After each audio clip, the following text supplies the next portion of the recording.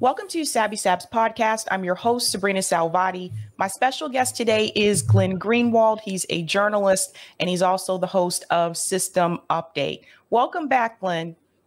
Hey, it's always great to be with you. I'm thrilled to be talking to you. I like to talk to you on my show. I like to talk to you on your show. So I'm looking forward to it. Awesome. So the first thing I want to start out with is there seems to be a little bit of hypocrisy in reference to Ukraine and Israel. So one of the things I've noticed is that some of the politicians who I feel had a really good position on Ukraine and actually were against the US government sending more aid to Ukraine. When you change the country from Ukraine to Israel, now some of those same politicians have the different view. So now they're saying, no, we support the U.S. government sending aid to Israel. So, for example, Tulsi Gabbard, RFK Jr., it seems like once you change the country from Ukraine to Israel, all of a sudden they have a different view. And I'm curious to hear your take on this. Do you feel that there's a little bit of hypocrisy here? Do you feel like some people maybe made the wrong assumption in assuming that some of these politicians were, quote unquote, anti-war?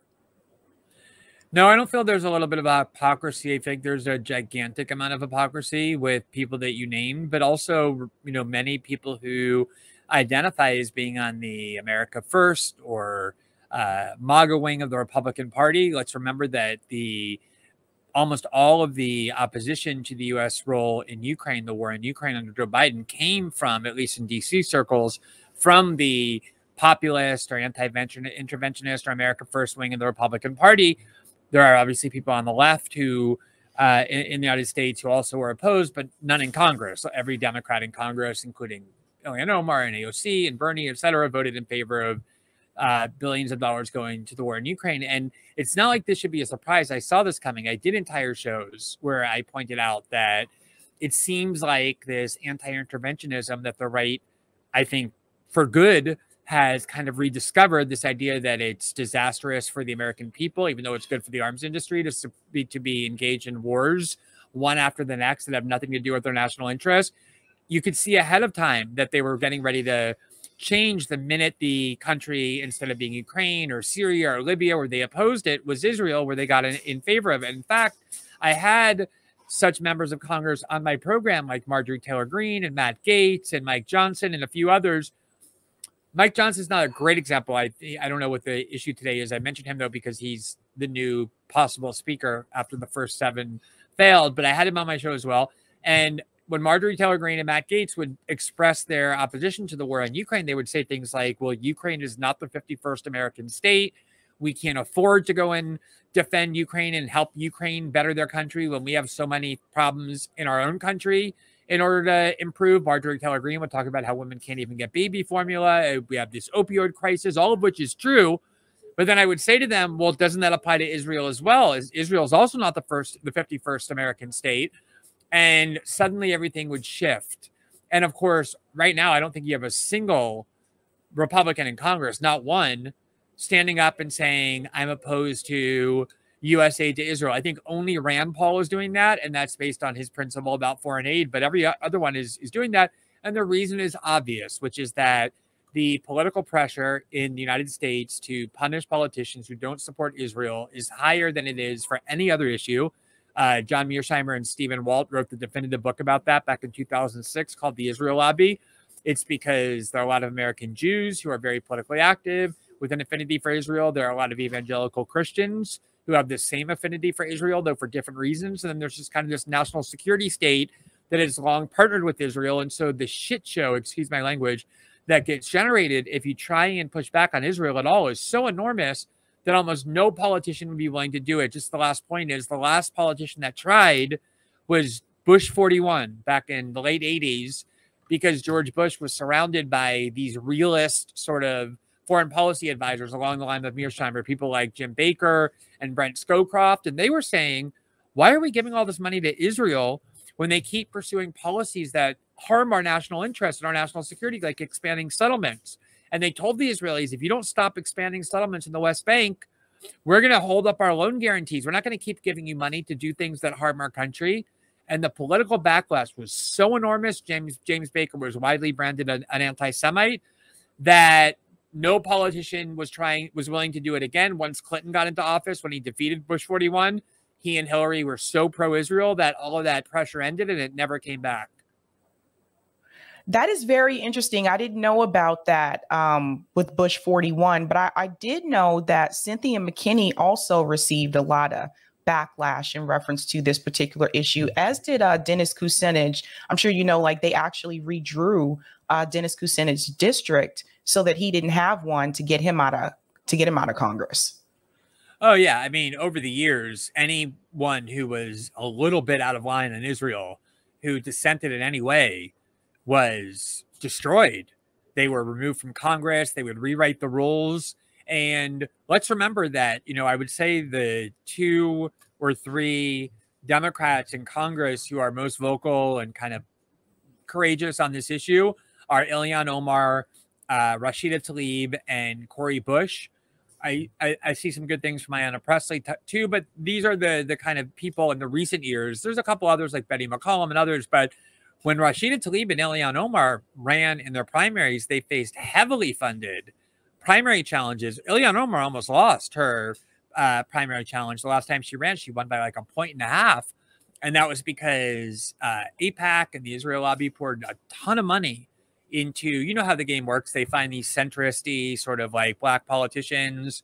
In the case of Ilhan Omar, they had, Rashida Tlaib had Brenda Jones, who was the president of the Detroit City Council. Ilhan Omar had a similar kind of figure. They find members of the same minority group so they can't be accused of being racist. They get a promise from them that they'll be pro-Israel, and then they fund them extensively, and that's the sort of thing that happens. If you're a politician, why would you want that? I want to hear about your position on RFK Jr. So it was actually your interview with RFK Jr. that woke me up and made me realize, whoa, my God, he is horrible on this issue in reference to Israel and Palestine. I was actually really surprised because he's so good on Ukraine. I feel like he gets that right. How do you feel about RFK Jr.'s position in reference to Israel and Palestine? Because it seems like to me, he's not willing to talk about the other side or hear the other side. There was supposed to be a discussion that he agreed to on Jimmy Dore show that he would talk to Max Blumenthal about this issue. That never happened. I know other left independent media hosts that have also reached out to have this discussion with him. Still is not happening. So he's trying to, it seems like maybe not necessarily him, but whoever his communications director is preventing him from going on to those shows and having that discussion. So it's been very clear. Why do you feel he's so good on Ukraine, but when it comes to Israel, he seems to miss the mark? Well, I should also say that he's not just good on Ukraine, but he's also extremely good on China.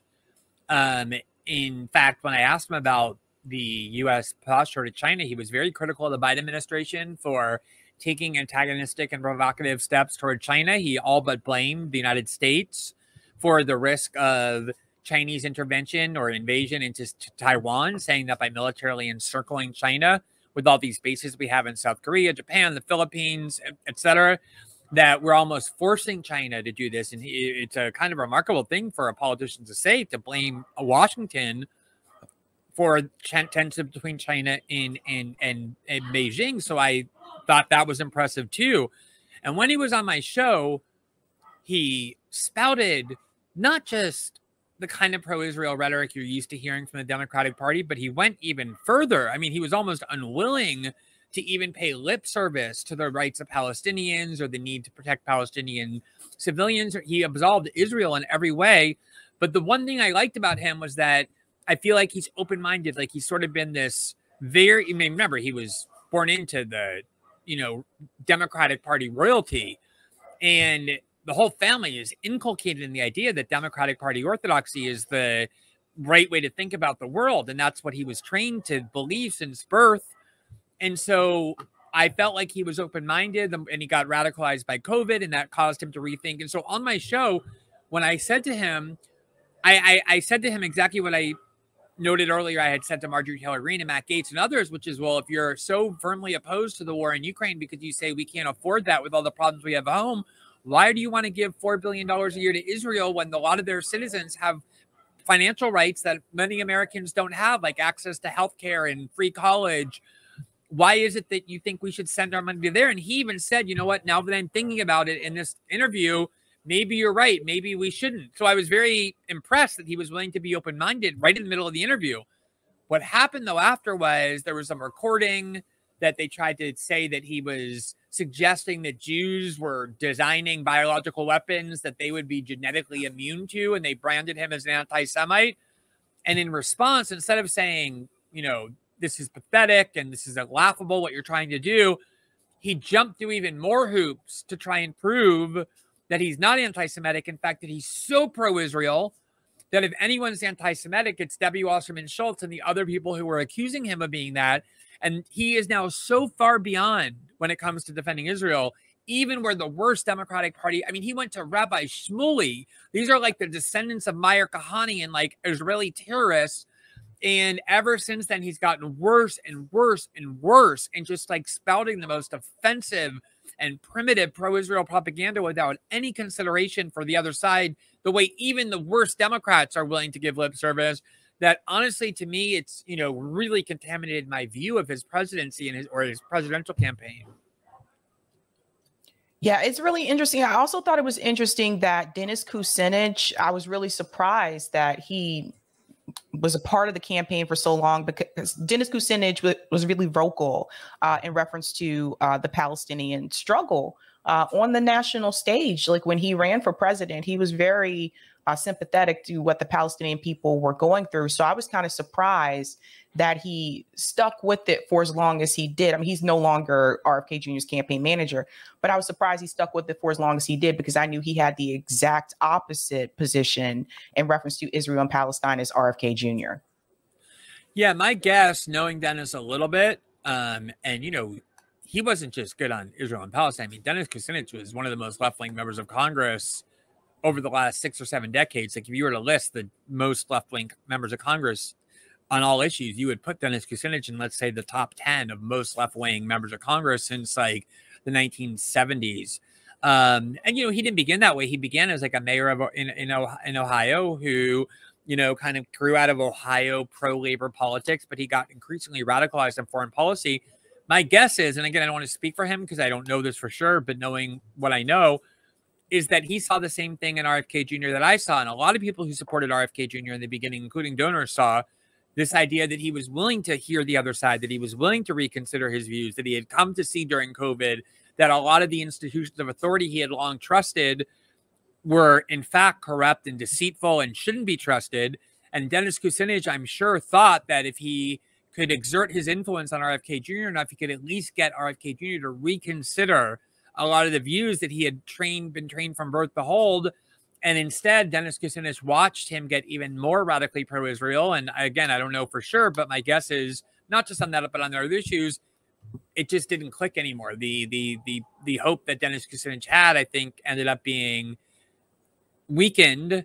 And that was a contributing factor. There may have been other things into why that didn't work out. Well said. So I want to get to this point here. There's a clip here from Fox News that I want to discuss as well. Now, there has been a great deal of hypocrisy in reference to this too. Like, obviously, I don't think you should smear like any group, but it seems like, particularly in mainstream media, it seems like it's okay for people to smear the Palestinian people. So I want to start with this clip here from Fox News. I don't think we can have a Palestinian state at this point. I've had it with the Palestinians. I've given up on the Palestinians. If I was in Israel, I wouldn't be talking about a Palestinian state right now. I don't think Joe Biden should be talking about a Palestinian state right now. And I don't like how people tried to differentiate between the Palestinians and Hamas. To me, I see people with guns. That's Hamas. The people without the guns are the Palestinians. They believe the same thing. The Palestinians hire Hamas to run their government. You poll them, they all love killing Jews. It's in their charter. They say they believe in suicide bombings. Every time a Palestinian refugee goes to another country, it doesn't work out so well for the other country and for those Palestinians. No one wants them. You don't see Egypt opening up their doors. You don't see Jordan opening up. You don't see the Saudis. Why don't they want the Palestinians, Dana? I think we all know why they don't want the Palestinians, and it's not working out, having these Palestinians and Hamas right next door to the Israelis. So time is running out for Netanyahu. I don't know why they're taking so long with this ground offensive. I would have struck, obviously. I have no military experience, but I'm talking about there's a certain amount of goodwill that's built up. There's a certain amount of political capital that the West will allow Netanyahu in the wake of this horrific attack. Every day that goes by and they don't move in on the ground and root out these terrorists in their little labyrinth under in the command and control, the decapitation strikes, it's another day where the United Nations, where the Arab League, and some of these skittish American politicians are going to say, you know what, let's have a ceasefire. Let's just wait. Let's stop. Let's just stop. And if they don't go in hard and they don't go in decisively and they don't have the time to go in and root out these terrorists, then they're not going to do it. And then we're going to be back again 5 years later. There's going to be another horrific attack here. So I feel like that rhetoric is incredibly dangerous because it gives people the impression that Palestinian people are horrible people. I'm starting to see a new rise of Islamophobia, similar to what I saw after September 11. But I wanted to get your take on that quote. Now, imagine if it wasn't Palestinian people he was talking about. Imagine if he spoke about the state of Israel in that way. The reaction would be different. I'm almost a little bit angry at you because I actually covered that clip on my program last night, and it was extremely painful to have to listen to that the first time around. And so to have to sit through that again, I just almost felt like a homicidal rage. And, I've been on Jesse Waters' show before, so I'd be happy to go on his show if he would have me and talk about this directly to him. I don't want to just talk about him, but I can't go on a show unless someone invites me. And oddly enough, a lot of these shows that like to have me on usually aren't having me on these days in the last couple of weeks. But anyway, there's so many dangerous components to what he just said there. First of all, he's endorsing Osama bin Laden's theory that Osama bin Laden used in the wake of 9/11 to justify why American civilians are legitimate targets, namely that, well, American civilians choose their leaders. They voted for George Bush and Dick Cheney. And they voted for Bill Clinton, who lobbed cruise missiles and imposed a sanctions regime on Iraq that killed 500,000 or however many children it killed. There's a disputed number, but it certainly killed a lot of people. And who provided the bombs to Israel to drop on the Palestinians. And so Osama bin Laden's theory is there's no such thing as an American civilian. We're all legitimate military targets because we bear responsibility for our government's violence. And that is a dangerous theory to endorse for anybody because it eliminates the idea of civilian as a category, which is fundamental to the entire post-World War II system of international laws and the laws of war that were created at the Nuremberg trials to prevent another World War II and another Holocaust. The idea that you have responsibilities to civilians. Civilians are innocent. They can't be treated as, you can't impose collective punishment. What Jesse Waters is saying is that if you can link the population to the acts of their government, then they're all fair game. There's no more distinction anymore. And the irony of it is that that argument that bin Laden invoked, and that, by the way, Hamas also used when they went into Israel on October 7th and just gunned down everyone they saw because their argument is these people elected Netanyahu. And so they're responsible as well for the acts of Israel. The last people who should want that argument to be embraced are Americans, because our government launches more invasions and more bombing campaigns and more coups and more violent acts in other countries than any other country on the planet. And so if I were Jesse Waters and worked at Fox News, which cheers on most American wars, I would never want people accepting that theory, that it's okay to kill Palestinians or to treat them all as Hamas. There's no such thing as an innocent Palestinian because they elected Hamas, because that theory could be used to kill Jesse Waters or any American. But the other thing is, there was no election in Gaza since 2007. That was the last time there was an election. They voted in 2007. That's 16 years ago. The vast majority of the population in Gaza are either too young to have voted or weren't even born yet. So even if you want to embrace Osama bin Laden's theory, it can't apply to the people of Gaza who haven't had a chance to vote since 2007. And also, What does it have to do with all the killing of Palestinians in the West Bank, where there is no Gaza, where there is no Hamas, I mean? So all of this is a way of telling Americans, look, we know that you're seeing these horrific images of Palestinian babies dying, of doctors having to operate on patients with no anesthesia, of incubators failing and babies dying because there's no fuel or food being allowed into Israel. But don't worry, you don't need to have this on your conscience. Into Gaza, I mean, don't worry, you don't need to have this on your conscience because they all deserve it. They're not even really human. They're not civilians. These are Hamas, even the babies. And it is, you know, and you can go back in history and find dehumanizing rhetoric of exactly this kind, and we all know where that leads. Yeah, this it's I'm actually surprised that they I'm actually surprised that they let him say it. I'm just really surprised. I'm against censorship, but it's just, it sends the wrong message because, like you said, any other country could use that same logic and apply it towards Americans in the United States. I'm sorry to interrupt, but can I just say one thing about that as well, that censorship issue you brought up? Because it's so interesting, because all these people on the right who have been prancing around as free speech warriors, one of the reasons they love to have me on is because I'm a opponent of censorship. And a lot of the censorship has been coming from the Democratic Party and the liberals within it. And they like to have me on because I'm opposed to that. But I'm also opposed to it when it comes from the right just as much. And a lot of these people who have been pretending to be opponents of censorship and free speech advocates are now supporting all kinds of censorship against pro-Palestinian voices. They applauded France when France banned pro-Palestinian protests of all kind. Or when Ron DeSantis last night defunded a pro-Palestinian group. And their argument is, well, no, that's not really speech because they're calling for violence against all Israelis, which is exactly what liberals say when they want to ban speech. Oh, this incites violence against trans people or whatever.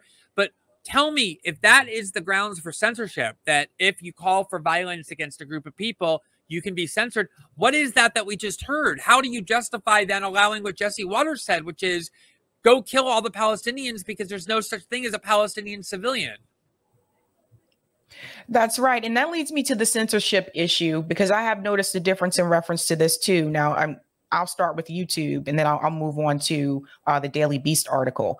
YouTube in particular, for those of us that were commentators, we've had to tiptoe around Ukraine for like over a year. So there has been censorship in reference to Ukraine. But one of the things that I've noticed is that the censorship is even stronger when we talk about Israel. So like, I can't play the video of Hamas releasing the hostages. I can't play that on YouTube.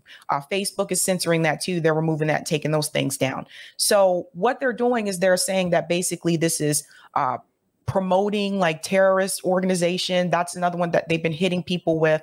If you talk about Hamas in such a way that they feel is disinformation or whatever. So there's the YouTube end of the censorship that's happening. But then on top of that, there are actually journalists and other outlets that are calling for people to be deplatformed and fired because of the position that they have. So for example, Briahna Joy Gray, there was an article written by the Daily Beast that was basically calling for the Hills Rising to fire Briahna Joy Gray because of some of the conversations that her and Robbie have had in reference to Israel and Palestine. And I think people have to understand the importance of that show. The Hill Rising is not supposed to present one point of view. That's why there's two hosts with two different, political ideologies. So you're supposed to hear different sides. But the Daily Beast, which is really important, I think people may forget this.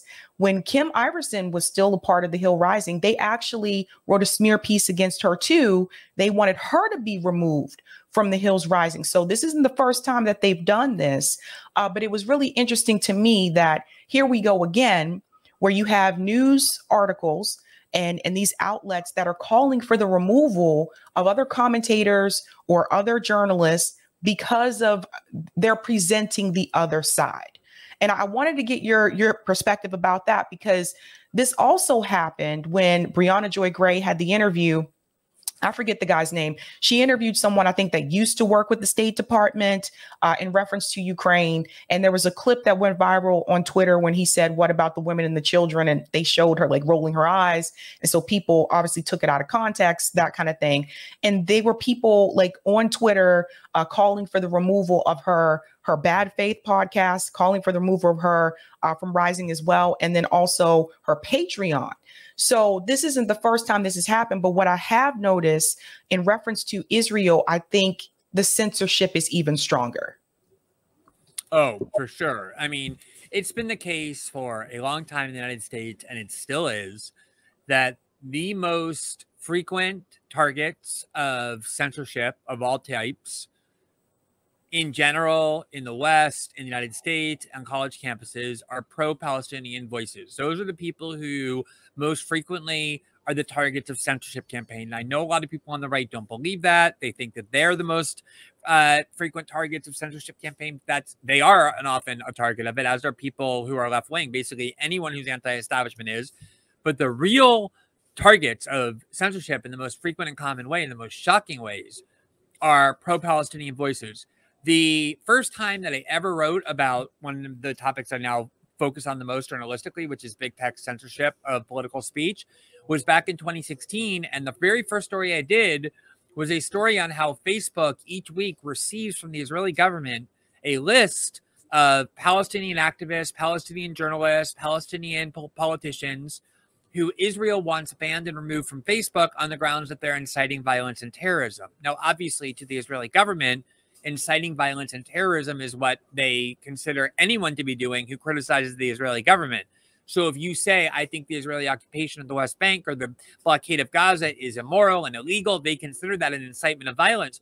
And in that case, Facebook, in 95% of the cases where the Israeli government was requesting or demanding that Palestinian voices be silenced, Facebook was obeying the commands of the Israeli government. And in the other amazing thing is that for all this talk about censorship, I think the most egregious act of censorship I've seen on a kind of state or legal level is that numerous countries, numerous states in the United States, almost entirely under red state governors and legislatures, although also under Andrew Cuomo in New York, passed laws that said, if you want to be a state contractor, if you want to be a contractor who gets hired to perform services for the state, you have to sign a pledge certifying that you do not support a boycott of Israel. You don't have to sign a pledge that you're refraining from boycotting any other country in the world. You can boycott Peru or Russia or South Korea, whatever country you want, just not Israel. And you're allowed to boycott other American states. So, for example, Andrew Cuomo, who issued an executive order saying anyone who boycotts Israel cannot be contracted by New York State, and he had a tweet saying, if you boycott Israel, we're going to boycott you. The very same Andrew Cuomo led a boycott of North Carolina and Indiana because of his objections to the bills they passed about trans people in bathrooms. So in the United States, according to these laws, you're allowed to boycott your own fellow citizens. You're allowed to boycott other American states. You're allowed to boycott. You just can't boycott Israel. Thankfully, courts have found that to be unconstitutional. And then in the West, this is the thing that's driving me crazy, is people are now talking about, oh, these Palestinians, they're so violent. They're trying to resist occupation, but they use violence and terrorism. They actually tried for a long time to use nonviolent means to bring down Israeli occupation. It was called the BDS movement, which is a peaceful way of, and you know what happened? Not only was it branded anti-Semitic, but in many European countries, it's a crime to advocate BDS. It is a crime to advocate a boycott of Israel because they have formally pronounced it to be anti-Semitic, and they have hate speech laws that you can't express anti-Semitic views, and they've defined anti-Semitic views to include a boycott of Israel. So the Palestinians, the one nonviolent means that they really tried, that they copied from the South Africans to bring down apartheid, was declared illegal in the West. And then, of course, you have the issue of who loses their jobs in the media. Sometimes people lose their jobs in the media for being on the right and expressing views on social issues that are considered bigoted. But most often, it's people who criticize Israel. As you mentioned, The Hill, people inside The Hill went to the Daily Beast to get Breonna fired. They did it with Kim Iverson. They also did it with Katie Halper. Katie Halper got fired from Rising because of her views on Israel as well. And you see all over the place, we covered it on our show last night, this huge spate of people getting fired in the last 2 weeks, American citizens, not one of them because they expressed too much support for Israel or sentiments against Palestinians, all of them because they criticized Israel or expressed support for the Palestinians. That is currently, at least, where the focal point of censorship is. And now you have the U.S. government that's actually pressuring people like Elon Musk. They've already done this with Facebook, but pressuring people like Elon Musk to actually start to censor and suppress voices on Twitter that are pro-Palestinian as well. And this brings us back to the Twitter files, because a lot of times, like when we did talk about the Twitter files, I think a lot of people were focused on the fact that, oh, the Hunter Biden laptop story. That was one of the big stories that came out with the Twitter files. But essentially, what we learned from the Twitter files is that the U.S. government was actually pressuring Twitter executives to silence voices on issues that they felt they didn't want to get out or did not fit the State Department narrative. So here we are again. And now it's like we have noticed there has been more suppression on Twitter in reference to people who are pro the rights for the Palestinian people. There is an account called the Palestinian Action, I believe. I've followed this account 4 times, and every time I go back to the page, I'm unfollowed. And it's been happening to everyone who follows that account. So now we have Elon Musk essentially, it seems like doing the same thing that he complained about that was revealed in the Twitter files. Yeah, I mean, here's what I'll say about what's going on with Twitter and Elon Musk and all that, which is that Elon Musk bought Twitter based on the central vow not to acquiesce or capitulate to the demands of the neoliberal order, to censor speech that these Western institutions dislike and find threatening, which usually is anti-establishment views. And I think it is important to note that the censorship big tech does is almost always in alignment with the foreign policy of the United States and the West, because they get tons of contracts from the U.S. security state. Amazon gets billions of dollars, and Apple and Facebook, they all do. They're in bed with the U.S. security state. But at the same time, the U.S. government can punish big tech in a lot of different ways. They threaten legal and regulatory reprisals if they don't obey. And the thing the government cares most about, or that where they tolerate the least amount of dissent, is on foreign policy and wars. And there was a lot of censorship going on before Elon Musk bought Twitter on every platform, with people who were questioning the NATO EU narrative when it came to the war in Ukraine as well. So because of this defiance Elon Musk assumed, and everyone who does it ends up being punished. Rumble, for example, my show on Rumble cannot be viewed in France because France demanded that Rumble remove RT and Sputnik and other Russian media from the platform. And when Rumble said no, the French threatened to cut Rumble off at the IP level. And so Rumble said, well, we'd rather not be in France. We'll sue you. And if we win, we'll come back on. And if not, we'd rather not be in France than take your orders. What's happening now is there's a ton of pressure being applied by the EU, specifically onto Twitter and Elon Musk. They're just as angry with Facebook and Google, but they know there's so much anger now toward Elon Musk among liberals that they think he's a more vulnerable target, where they're threatening him and saying, if you don't start censoring more, going back to how things were before you bought Twitter, we're going to declare you to be in violation of our law, this new law they have called the Digital Services Act. And in the UK, it's a similar law. It's called the Online Privacy Act, a nice and Orwellian law that says, oh, we're just here to keep the internet safe, when of course it's designed to give them the power to dictate to social media companies what speech they can and can't have.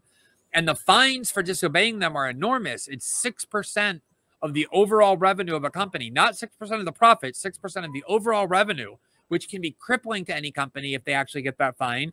And the EU is now doing things like commissioning studies from disinformation experts to claim that by not censoring enough, Elon Musk is allowing pro-Russian propaganda. They're also exploiting this new war. They're accusing Elon Musk of allowing pro-Hamas propaganda to circulate on Twitter, and they're threatening him and saying, if you don't start censoring more political speech that we consider dangerous, you're going to pay a big price under this law. And of course, these companies are starting to capitulate because they can destroy you if they really put their minds to it. So I don't know the extent to which Twitter is censoring, how that compares to before. There are obviously a lot of people who are now on Twitter who weren't allowed on before. So there's some more permissiveness in some ways, but I also know that the threats and the pressure they're getting, the coercive threats, are enormous. Remember, the appellate court of the United States just ruled that the Biden administration's attempt to pressure these platforms to censor on Ukraine and COVID and a variety of other debates violated the First Amendment free speech right. But they're still applying this pressure. And it's very significant pressure because when the EU and the US threaten you, or the FBI threatens you, or the MI6 threaten you, if you're a company, you're going to take that very seriously.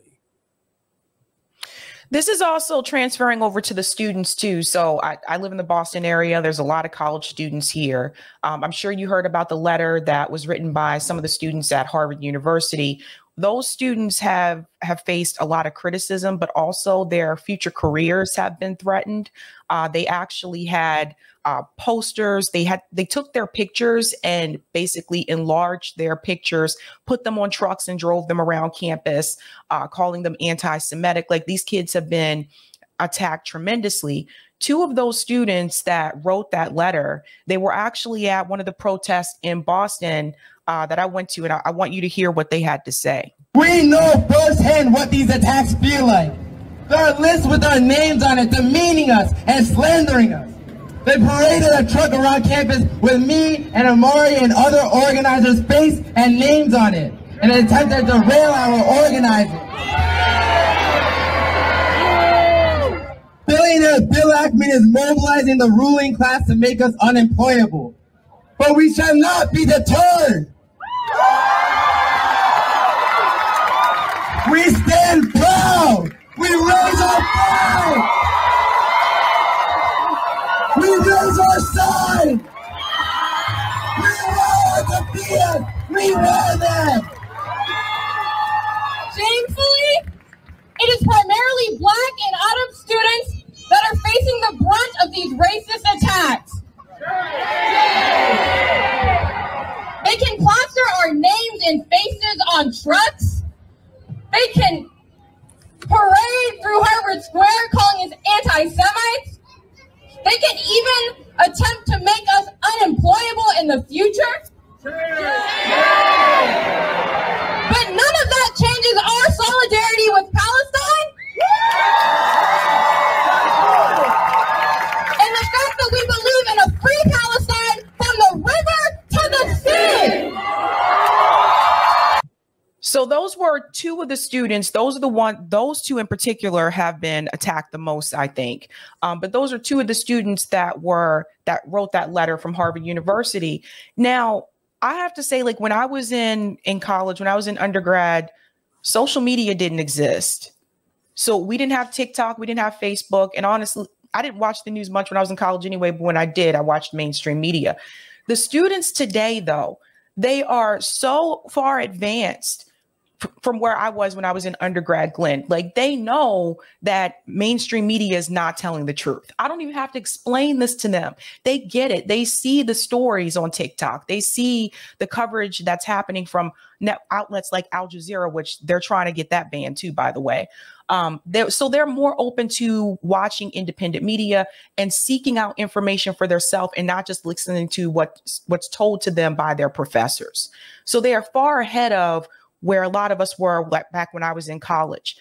It is very upsetting to see that they are now being targeted because they're speaking out against this and that they're actually trying to threaten students' careers. And I feel like Harvard University, in a way, has some form of responsibility. And I want to get your take about that, because Harvard University, I feel, has not really tried to shield these students or protect these students from the attacks.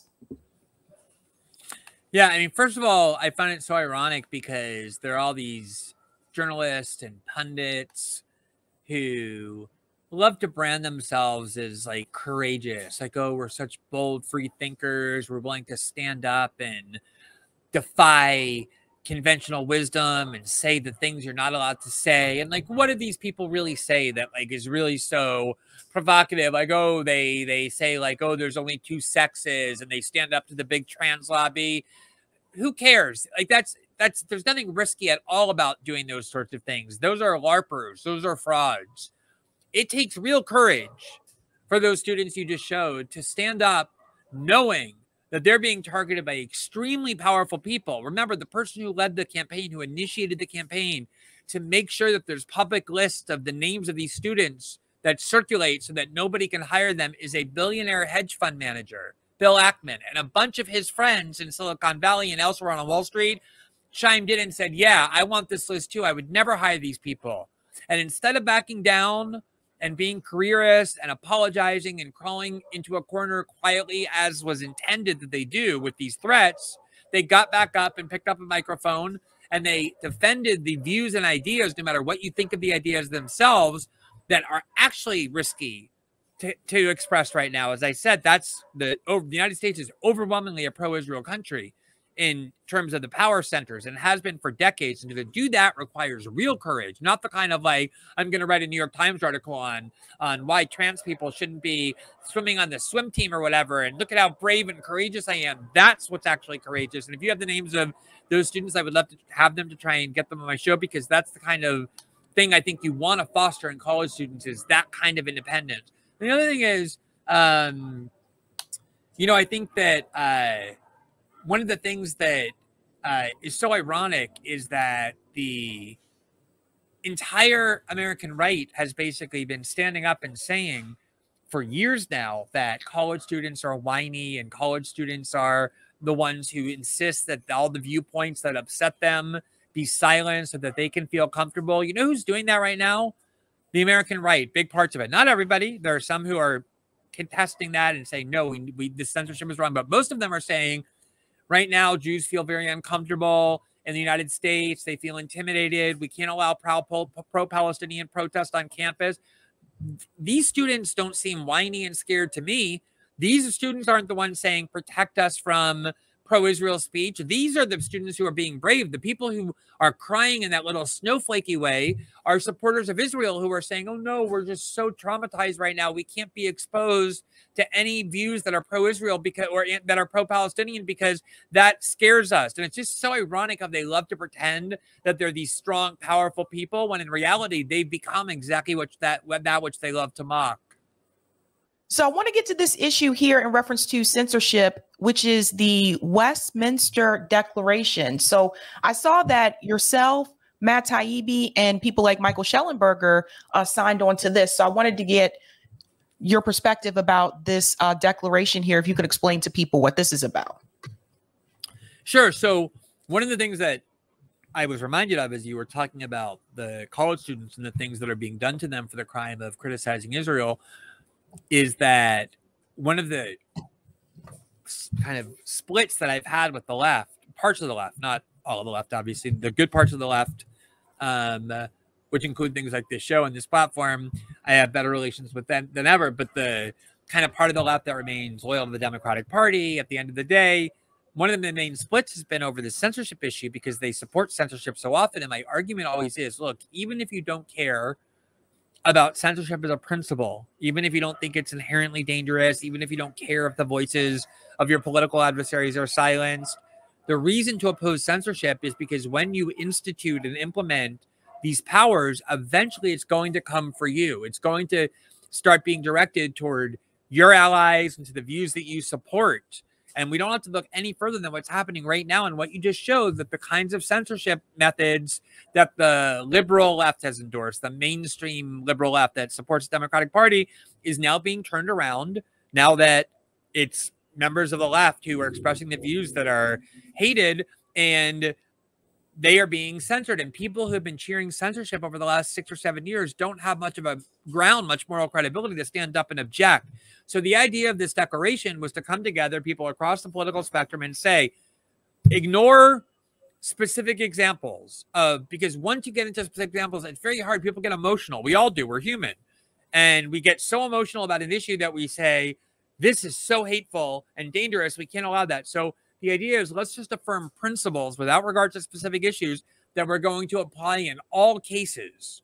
And so it's really an idea of bringing people together and saying, what kind of framework do you feel comfortable living in, imagining that maybe this will be used by you and your allies, or maybe it will be directed against you and your allies. And let's agree on a framework that protects free speech and free expression and doesn't allow these kinds of arguments that are made to justify silencing to be accepted. And so I hope, you know, it catches on and that people read it and find it persuasive. Awesome. Thank you so much, Glenn. Yeah, it's always great to see you. I think you guys, as you know, I think you guys do fantastic work. I hope your audience continues to grow. I'm always happy to come back on, and I will continue to harass you to come on my show as well. Thank you. Bye. All right. Have a good afternoon. Bye-bye.